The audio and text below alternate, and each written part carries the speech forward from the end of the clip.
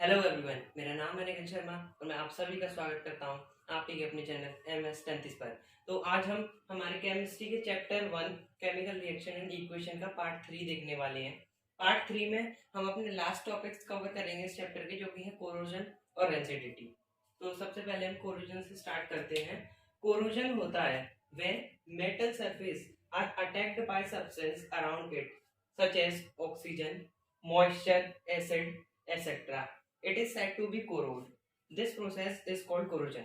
यानी कि कोई भी जैसे एक मेटल है, मेटल जब वो अपने अराउंड जो सब्सटेंसेस हैं, यानी कि जो एटमॉस्फेयर है उसमें बहुत सारे सब्सटेंस प्रेजेंट होते हैं, जैसे कि ऑक्सीजन है, H2O के मॉलिक्यूल्स हैं।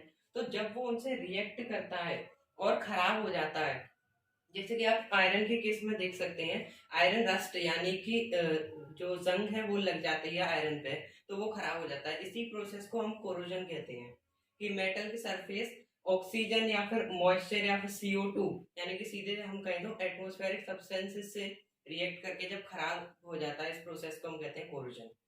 तो अब हम इसके बारे में ये जानेंगे कि ये जो कोरोजन का प्रोसेस है ये मेटल की स्ट्रेंथ को कम कर देता है। ये आप नॉर्मली समझ सकते हैं, जैसे कि आपके पास एक आयरन का इतना बड़ा पीस है, अगर उस पर कोरोजन हो जाएगा यानी रस्ट लग जाएगी, तो ऑब्वियस सी बात है कि वो मेटल का पीस की स्ट्रेंथ जो रियल मेटल है उससे काफी कम होगी और वो आसानी से टूट भी जाएगा। अब on the basis of corrode metal it is classified as, यानी कि डिफरेंट टाइप ऑफ मेटल्स के लिए हम अलग अलग नाम से इसे यूज कर लेते हैं। जैसे कि आयरन के लिए हम यूज करते हैं रस्टिंग, तो इसका ये इक्वेशंस काफी ज्यादा इंपॉर्टेंट है। जैसे कि आयरन के लिए इक्वेशन है हमारी Fe, यानी आयरन आयरन का सिंबल होता है Fe।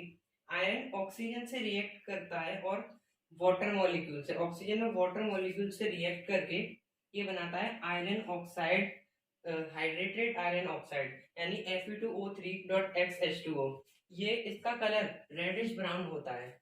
अब कॉपर, कॉपर बनाता है basic copper carbonate. Copper react करता है वाटर मॉलिक्यूल्स जो एटमॉस्फेयर में प्रेजेंट होते हैं और कार्बन डाइऑक्साइड।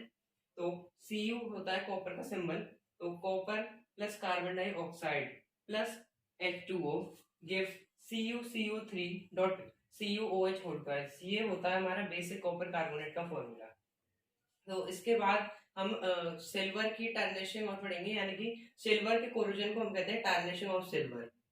तो फ्रेंड्स अब हम टार्निशिंग ऑफ सिल्वर यानी कोरोजन ऑफ सिल्वर देखने वाले हैं। कोरोजन ऑफ सिल्वर को ही एक नया नाम दे दिया है जिसे हम कहते हैं टार्निशिंग ऑफ सिल्वर। तो सिल्वर जो एटमॉस्फेयर में सल्फर एस जो सल्फर प्रेजेंट होता है उससे रिएक्ट करके सिल्वर सल्फाइड बना लेता है और ये ब्लैक कलर का होता है। इसी को हम कहते हैं टार्निशिंग ऑफ सिल्वर। इसके बाद हम प्रिवेंशन ऑफ कोरोजन देखेंगे। फ्रेंड्स अब हम इस चैप्टर का लास्ट टॉपिक जो कि है रेंसिडिटी उसे कवर करने वाले हैं। इसके बाद ये चैप्टर आपका खत्म हो जाएगा। तो फिर अगले लेक्चर में मैं आपको इस चैप्टर के मोस्ट इंपॉर्टेंट जो PYQs और क्वेश्चन है वो बताऊंगा। तो अब हम रेंसिडिटी देखते हैं। तो the taste and odour of the food material containing fat and oil, ये शब्द आपको जरूर ध्यान रखना है, containing fat and oil change when they are left exposed in air for long time. यानी कि जैसा आपने देखा होगा, अगर आप खाने को खुला छोड़ देते हैं काफी टाइम तक हवा में, जैसे कि आपने किसी बर्तन में खाना रखा और उसे काफी टाइम तक खुला छोड़ दिया, तो उसमें से एक अजीब टाइप की स्मेल आने लगती है, ओडर अलग आने लगता है और उसका टेस्ट भी खराब हो जाता है।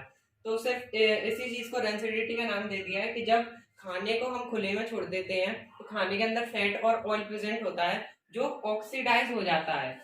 ये कॉज है रेंसिडिटी का कि रेंसिडिटी होती क्यों है। तो जो खाने में फैट और ऑयल प्रेजेंट होता है, फैट और ऑयल वो ऑक्सीडाइज हो जाता है। जो हमने रिएक्शन में रिडॉक्स रिएक्शन में पढ़ा था कि ऑक्सीडेशन और रिडक्शन, तो वहीं पे ये जो फैट और ऑयल होता है वो ऑक्सीडाइज हो जाता है। इस वजह से खाने के अंदर अलग टेस्ट और स्मेल आने लगती है। तो अब हम देखेंगे कि इसे हम कैसे प्रिवेंट कर सकते हैं।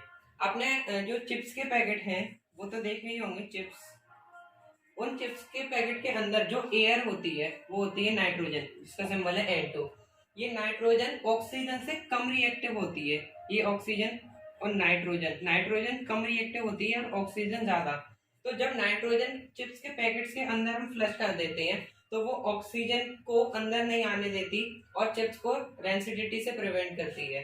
तो जो फैक्ट्रीज में नाइट्रोजन हम फ्लश कर देते हैं चिप्स के पैकेट में, जिसकी वजह से उन्हें रेंसिडिटी से बचाया जा सकता है। तो एक तरीका हमारा ये है बाय फ्लशिंग नाइट्रोजन। और दूसरा तरीका है कि फूड को एक क्लोज्ड कंटेनर में हमें रखना चाहिए, जिससे कि वो एयर के कांटेक्ट में ना आए। और एक और हम तरीका बता सकते हैं, जैसे फ्रिज को रेफ्रिजरेटर में स्टोर करके रखना, उसकी वजह से वो खराब नहीं होता।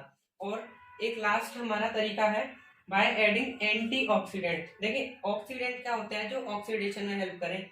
एंटीऑक्सीडेंट यानी जो ऑक्सीडेशन को रोके। तो आपके दो एंटीऑक्सीडेंट होते हैं, एक BHA और एक होता है BHT। BHA means butylated hydroxy annual butylated hydroxy anisole, और एक होता है ये सेम ब्यूटिलेटेड हाइड्रोक्सी टेलुएंट। तो ये आपका लास्ट टॉपिक था और इसके साथ ही हमारा चैप्टर जो है खत्म होता है। Thank you very much.